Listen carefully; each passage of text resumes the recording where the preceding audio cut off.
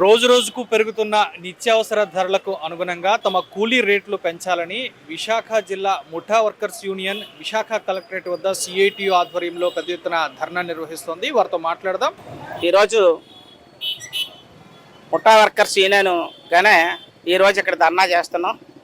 ముఠా వర్కర్స్ ప్రతి 2 సంవత్సరాలకు ఒకసారి అగ్రిమెంట్ జరుగుతుంది. ఈ అగ్రిమెంట్ ప్రతి 2 సంవత్సరాలకు ఎందుకు చేసుకుంటారంటే ధరలు విపరీతంగా పెరుగుతున్నాయి. నిత్యావసర వస్తువులు విపరీతంగా ధరలు పెరుగుతున్నాయి. ఈరోజు గ్యాస్ కానివ్వండి, మంచి నూనె కానివ్వండి, ప్రతి లీటర్ ప్యాకెట్ మీద 20 రూపాయలు పెరిగింది.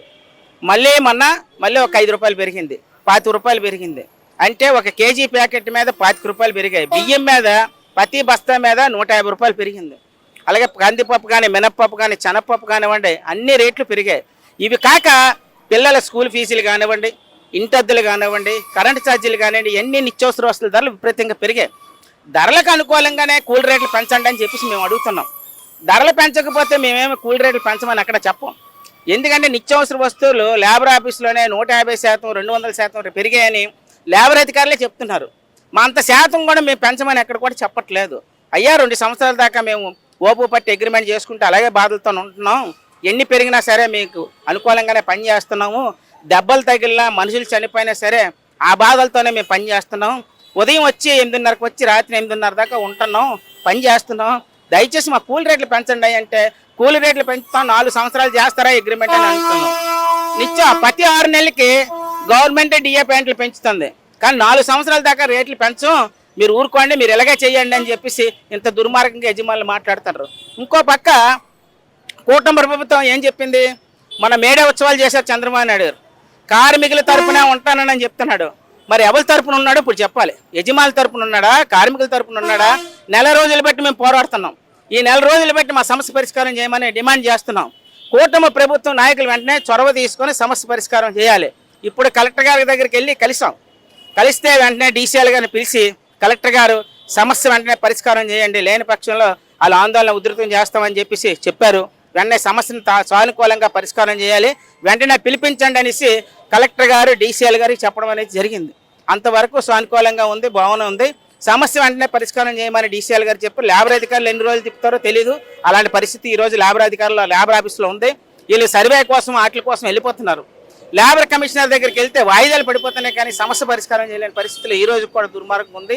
ఆర్జేసీఎల్ గారు వెంటనే పిలిపించి మా సమస్య పరిష్కారం చేయాలని ప్రధానంగా మేము డిమాండ్ చేస్తున్నాం. ప్రస్తుతం కార్మికులకు ఎంత చెల్లిస్తున్నారు, మీకు ఎంత కావాలని డిమాండ్ చేస్తున్నారు?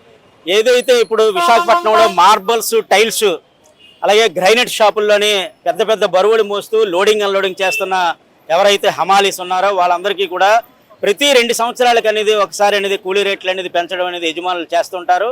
పాత అగ్రిమెంటు 2 సంవత్సరాల క్రితం చేసిన అగ్రిమెంటు మార్చి 31 తోటి అయిపోయింది. అంటే దాదాపు నెల రోజులు పూర్తయినా సరే ఈ రోజుకి కూడా కొత్త అగ్రిమెంట్ చేసి కొత్త రేట్లు అమలు చేయకుండా కార్మికుల్ని, ముఠా కార్మికుల్ని చాలా ఇబ్బందులకు అనేది యజమానులు అనేది గురి చేస్తున్నారు. కార్మికుల పట్ల కక్ష సాధింపు చర్యలు చేస్తున్నారే తప్ప వాళ్ళపైన దయా దాక్షిణాలు ఏమాత్రం కూడా కనికారం అనేది చూపించట్లేదు.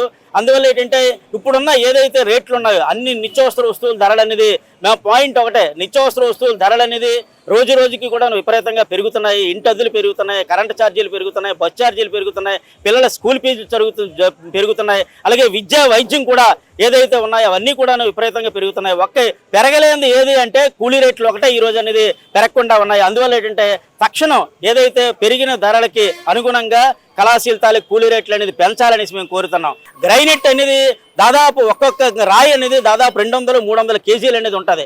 10 మంది వరకు కూడా ఎత్తి దించడం అనేది చేస్తుంటారు. అటువంటి క్రమంలో ఈ మధ్యకాలంలోని అనేక మందికి కాళ్ళు చేతులు ఇరుగుపోవడం జరిగింది, అలాగే కుట్లు పట్టడం జరిగింది, చెయ్యిలు కూడా తెగిపోవడం జరిగింది.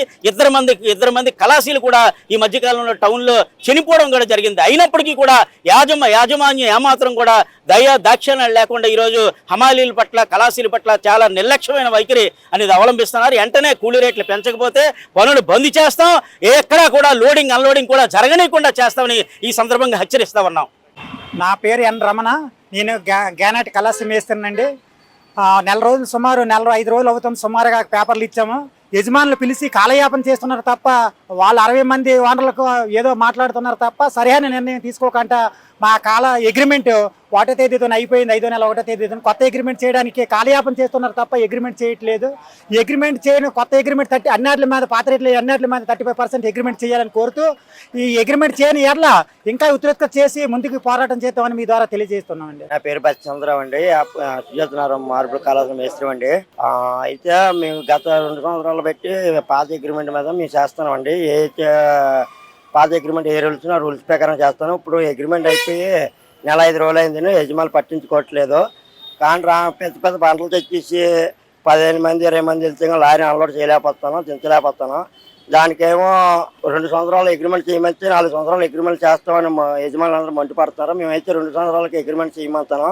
కానీ అన్ని రేట్లు పెరిగిపోయి నిత్యావసరాలు, కరెంట్ ఛార్జీలు, ఇంటర్జీలు, కొలాయి పనులు, చెత్త పనులు, తర్వాత స్కూల్ ఫీజులు, పిల్లల ఆర్టీసీ బస్ ఛార్జీలు అన్ని పెరిగిపోయి మేము బతకలేకపోతున్నాం. రోజు 200 కంటే ఎక్కువ రావట్లేదు మా కూలి పనులు. కానీ మేము అది ప్రమాదం తెలిసి కూడా దాని మీద మేము ఏదో కష్టపడి లోడింగ్ అన్లోడింగ్ చేస్తాను. ప్రమాదం జరిగి కూడా ఆల్రెడీ ఈ 2 సంవత్సరాల కిందట 2 కళాశాల ప్రమాదం చనిపోయారు. 2 కళాశాల కాలు ఇరిగిపోయి, గ్రానైట్ ఇరిగిపోయి.